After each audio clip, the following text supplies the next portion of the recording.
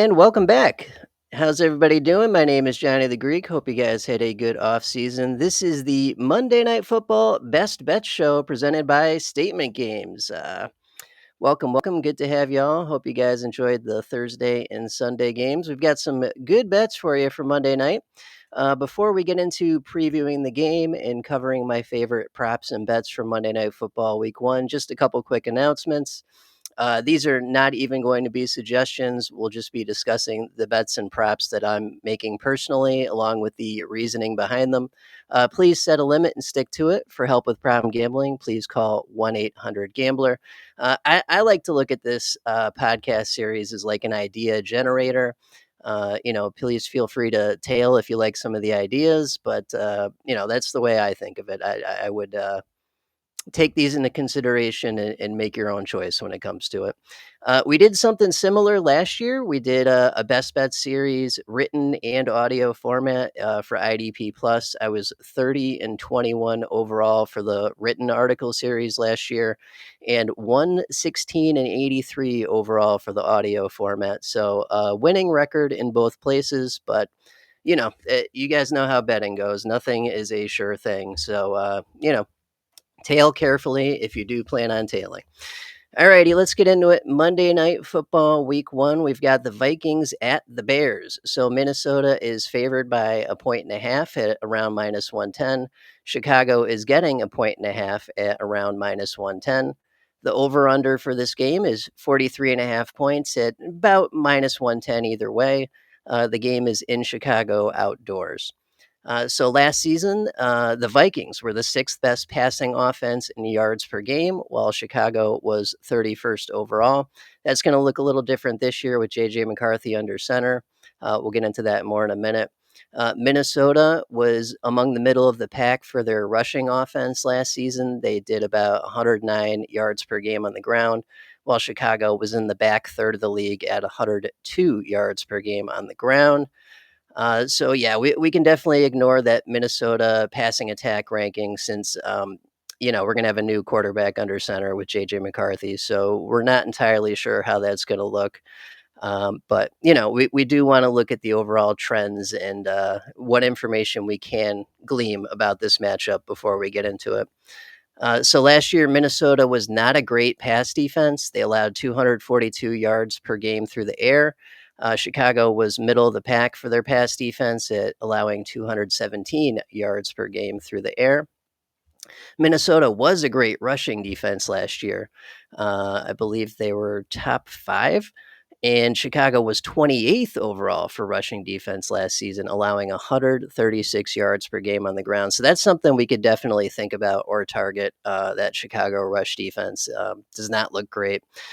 So both teams were among the middle of the pack for their overall time of possession offensively, and both teams had a positive turnover differential. So nothing we can really exploit or take advantage there, though, with that. However, Chicago, with their 28th overall 2024 rush defense, does look to be a weakness we can exploit for our first bet.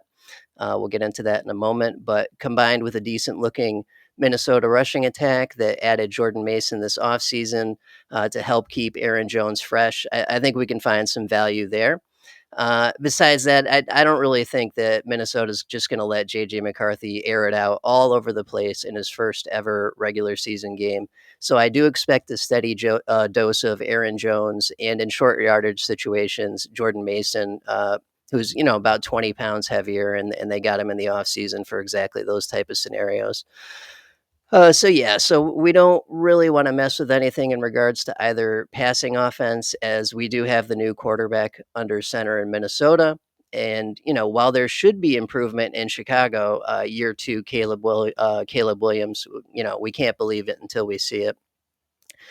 So what I like is we can use the fact that Minnesota does have essentially a rookie under center. It is McCarthy's second season, but that injury kept him out his entire rookie year. We can use that to our advantage, right? I've got a bet that'll take advantage of the types of behaviors that we see from a quarterback in this situation. And it also matches some of the reports that we've been hearing out of Vikings camp the last couple weeks. So we'll talk about that in a second. And then, the last bet I kind of want to target here, the last weakness that I think might help us find a winning bet in week one, is the fact that both teams have issues under center. This game is outdoors, where we see fewer points per game and fewer yards per game. The last few seasons here, we've seen these NFL offenses get off to a super slow start offensively. That's whether that's the shorter preseason. There's some other factors here that might have something to do with that. But it feels like another good bet for this season that, all these teams kind of start out slow offensively. And we can use that to our advantage with the under for this week one matchup here. Those are kind of the areas that I think we should target. With that in mind, let's look at some of those bets that do target those weaknesses. So the first one I want to talk about is I want to take the under. It is under 43 and a half total points at minus 115. The game is outdoors. It's in Chicago. Chicago is known as the Windy City, so it is not an environment that's conducive to offense and pass offense in the first place. We have seen fewer points per game and yards per game produced outdoors versus indoors over the past decade, and that's about a 3 point per game difference being outdoors and indoors. I think that's going to help us. NFL offenses have been slow to start since the preseason was reduced by a game a few years back. Other contributing factors to this trend that we've seen the last few years with these slow starts include the youth movement, quote unquote, with NFL quarterbacks, which is something we're absolutely seeing here with J.J. McCarthy and Caleb Williams. And then also the adaptation of two high safety sets across the league has reduced the number of big plays overall that we see. Anyone that plays fantasy football, any of you guys that play DFS, you remember how last year started, and the year before that, and the year before that, and the year before that, right? That we've had these very slow, grinding offensive starts to the year, and then by week four, by week five ish, somewhere around there, things pick up. And we really start to see the kind of fantasy production and offensive production that we're used to. But we've been not getting that in the start of these seasons recently. So I think we use that to our advantage here this week. Two young, inexperienced quarterbacks, playing outdoors, rusty with the smaller preseason and the other factors we discussed. I think that all points towards the under. So I'm going to take under 43 and a half total points for this game at minus 115. That's the first bet I like for Monday night this week. All right, second one that I think makes a decent amount of sense is TJ Hawkinson anytime touchdown. That is at plus 185, so really good price right there. I think there are a few things that point towards this. First things first, no Jordan Addison for the first few games this season, right? So that's one less red zone target we have to deal with to begin with, right? Justin Jefferson is already dealing with a hamstring issue. I mean, he'll play. He says he's going to be fine, but we've seen hamstring issues cause fewer snaps than normal, or God forbid something happens and he has to leave the game early. It's just not ideal, right? We've got limited red zone targets to begin with. And, all training camp, we've had reports of this connection that's been developed between McCarthy and Hawkinson. And that tracks, right? Because any first look situation for a young quarterback tends to be the tight end, right? Especially in the red zone. I think this is going to make a lot of sense for Hawkinson at plus 185. The price is definitely right. And we all know that the best friend a young and experienced quarterback can have is a great tight end to dump it off to over the middle. I'm sure you guys have looked at the lines on DK and FD for these other anytime touchdown bets for week one, and the prices are pretty garbage, right? Like a lot of them are negative money. This is a good one. This is a good mix of likely to happen, realistic, and then also a good price at plus 185. Hawkinson may not make as much sense for a bet like this in a few weeks when Addison is back in the lineup and JJ McCarthy is more comfortable in the offense. But for right now, for week one, all signs point towards a busy day at the office for TJ Hawkinson in week one. So I think we take advantage of that and go with the anytime touchdown plus 185. Alrighty, and then the last bet that I think makes a decent amount of sense for this Monday Night Football matchup is Aaron Jones over 51 and a half rushing yards at minus 114. Yeah, so Aaron Jones was signed to be the answer to the Minnesota run game after coming to them from Green Bay at the end of the 2024 season, or sorry, heading into the 2024 season.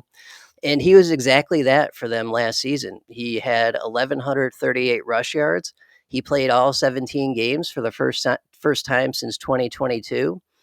He's healthy. He's ready to take advantage of the likelihood that opposing defenses are going to be more focused on the great pass catching options in Minnesota instead of loading the box to stop Aaron Jones or Jordan Mason, who is slated for more of the short yardage and goal line work, according to camp reports.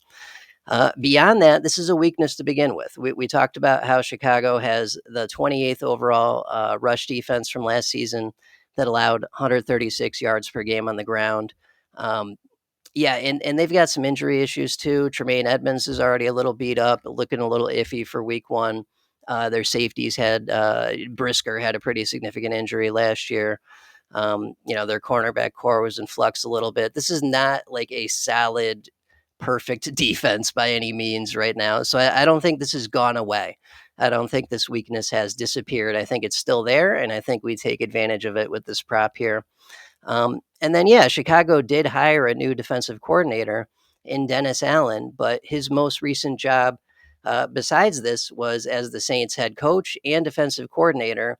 And no one thinks New Orleans Saints, when asked about great rush defenses over the past 10 years or so, that Allen was either the head coach or the defensive coordinator for New Orleans. So I don't think that change at defensive coordinator is going to make much difference with this whatsoever.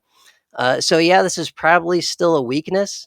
And besides that, the odds are good that JJ McCarthy is going to have to hand it off a ton anyway, as this is his regular season debut at quarterback. So, many different angles pointing towards Aaron Jones over on his rush yards prop in week one. So yeah, I want to take that. Aaron Jones over 51.5 rush yards at minus 114. Alrighty, so those are the three that I think make sense for Monday night. If you parlay them together, that's at about plus 910 on FanDuel or plus 1400 on DraftKings. I would not do that though. And anytime you do a parlay, it just takes one thing to go wrong, and the whole thing gets flushed down the toilet. So if you are looking for a better price out of these three, maybe take any two of the three you like the most and do that.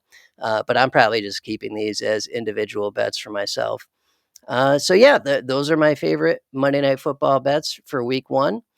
Thank you for listening. Be sure to subscribe to IDP Plus on the YouTube and head over to idpplus.com for all your IDP needs this season. Good luck in week one. Keep an eye out for the follow-up article. That'll be coming out via the StatementGames site early next week. We'll all discuss how these bets went, anything we learned from this game, any trends that presented themselves that may help us, down the road in the regular season to win bets, week two onward. So yeah, until next week, go get that cash. Good luck, everyone. Have a great week one, and I'll see you same time next week. Take care.